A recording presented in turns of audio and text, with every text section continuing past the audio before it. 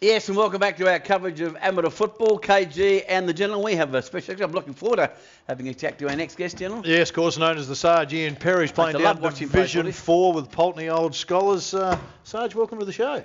Thanks, boys. Now, you're just working your way gracefully through the system, mate. You're AFL, SANFL, now into the Amateur League. Yeah, I find it harder and harder to keep up as I get older. Even. Yeah, 31 kg, your heart goes out to him, doesn't it? Only a pup. Yeah, it doesn't feel like that in the mornings on Sunday morning when I get up. I'll give you the tip. All right, Pulteney, how'd you finish up with Pulteney? Last year we were lucky enough to get over the top of Westminster in the flag. I've spoken about earlier on today, luckily by a point, and then we kicked the goal after the siren, so 7 points all up. But that was a good game, and we were just, I suppose, fortunate the siren rang when we were in front. So to go out and play amateur football, was it just the love of the game that attracted you to it, or what were your reasons? Yeah, by the time I finished with Sturt, I was sort of thinking, gee, it's a lot. I've got a healthy admiration for those SANFL boys. It's professional down there. I mean, Yes. They're training 5 nights a week. And your form was good too, so I was a bit surprised you gave it away. Yeah, I just battled to keep up with the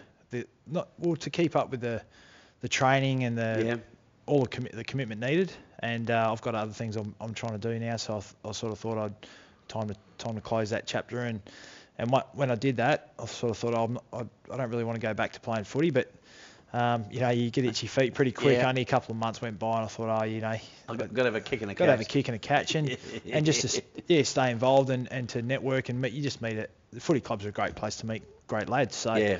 That was interesting. What do you miss the most? I mean, some players go cold turkey and then they really miss it. Is the environment of the team, is that what you miss the most? Yeah, I think it's just also getting a blow each, getting a blow through your lungs each week as well.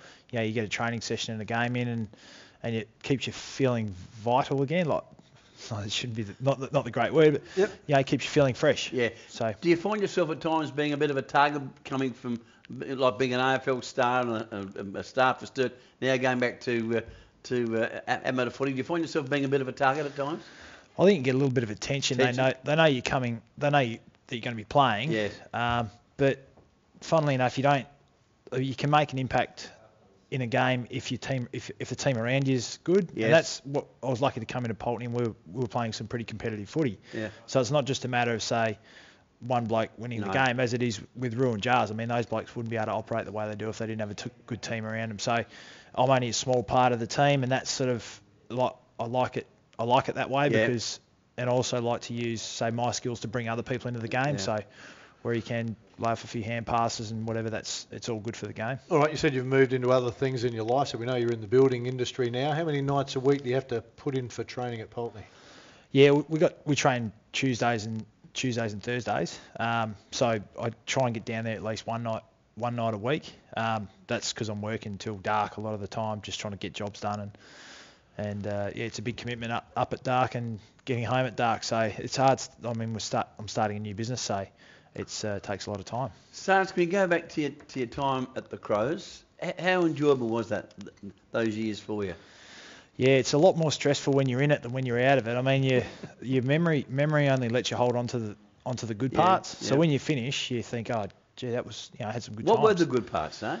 Well, the good parts, I think, is being involved in such an elite focus group. Yeah. And the banter and all the boys getting together every day. You're around your friends every day. But the stresses are getting a game on you're still you're battling for your spot. And over my career, if you look back at it now, like a lot of blokes coming in over the top of me, like Mark Stevens and Wayne Carey and Evan Hewitt. I had a few blokes come in and Kenny McGregor, who was a bit of my nemesis. He was it was either me or Kenny in the side. So we had a healthy competition for that same spot. And that stress is always on you. But I think it's just a unique thing, a unique environment that you don't get, that you have to earn. Yeah. It's just that you have to earn your place in the side. And if you value the place that you earn, I think it just makes it a golden experience. Sarge, can I say this to you? And I say this in a very respectful way. I was quite annoyed by some people's attitude towards Ian Perrie. I thought at times you were criticised unfairly. Did that ever hit home with you? I didn't really read a lot of newspapers, No. or I think the closest I got to the media was the Monday Footy Show with you and Cornsey. That was about it. Try not to get into any of that sort of stuff, but I mean, I'm not you don't want to claim to be a scapegoat. They've got to point the finger at someone. My goal kicking wasn't great, and that's sort of, you know, you get a little bit of that. But what I did try, and I go to sleep every Your night. effort was sensational. That's, I think, what at the end of my career I thought, well, you know, I've done everything. I've gave everything, and couldn't have done any better. So I sleep well at night, not knowing that I haven't taken anything for granted. Or who are your coaches there? Blighty, obviously. I went through 3 actually. I went through Blighty, Ayresy, and I haven't gone through Craigie. Craigie went through me, actually. But yeah, I was under Craigie for a while. So yeah, it was good to hear their philosophies. All 3 different, obviously? Yeah. Oh, yeah, definitely. Yeah. There's normally one that suits you best, that you feel gets the best out of you. Is there one of those 3 that you thought you performed best? I'm not asking you to be critical of anyone, but there's normally one where you think, that's the guy I felt most comfortable playing for? I think Neil's a fantastic coach. He's going through a rough time at the moment, but he's a very objective coach. I think with the way he approaches his playing group, he's very approachable as a coach. Very honest. Very honest. He'll tell you straight down. So if you've got a problem with Neil, which is or a problem with the way you're being treated, or sometimes he's a busy man, sometimes he overlooks different things, and if you take that issue to him, he's going to address it objectively without any emotion. Now, some coaches can, you know, can get emotional, and he never did that. So he's a I don't think you'll hear many of the players talk badly about Neil, and they're the ones that count. And he's a man. Are you surprised they're zipping 6? I know you're not as close now as you were, but you'd still would, like me, follow them and so forth. Yeah. Well, I don't have a whole lot of insight because the culture changes so much. But of course, like making the finals last year and then bombing this year. Yeah.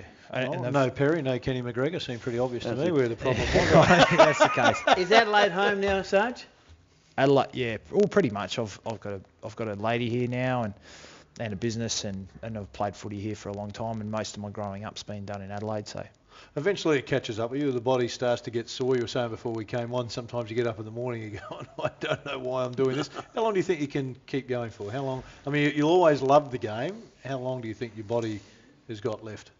Yeah, I suppose your performance go maybe a year, maybe 2 years. I don't know. You get to a point where the performance in your mind doesn't match what you're putting on the field, and when I get to the point where I don't think I'm able to give what I want to give, then that'll be time. That'll be time, and that's the $1 million question for anyone. But all the old blokes you drink with in the pub after the game that are retired, they always say you're a long time retired. So correct. It's interesting to hear you say that, because you see Roo playing and Fudd playing now. They don't play all the games. They're selective about the ones they play, but they all come back and say they just love the environment after the game. And the AFL, of course, moved in such a direction you don't have that mix after the game. Now it's almost like turning the clock back to where nearly started your senior footy, where you could go and have a bit of fun with your mates after the game. Yeah, well, that was I think, funnily enough, you speak about Roo. I think Roo was the first one that led me Australia when Blighty came in. He was putting a few wild turkeys in my hand, but that didn't last too long before it went professional. And then it's good to get back to grassroots footy where they encourage you to go and have a beer and ice baths aren't compulsory and all that sort of stuff. Well, you miss those. You miss that, and in some ways the elite level isn't a footy club. It's more of that professional atmosphere takes away that socialising. Yeah, has to. And commitments to members and corporate sponsors takes over from the playing group getting together and spending time together. Sarge, it's been great talking with you, and good luck for the remainder of the year. Congratulations on your career with the Crows. It was and the Double Blues. It was fantastic. I really enjoyed watching you play. It was great. Thanks, boys. Good on you, Sarge. Good on you, Sarge.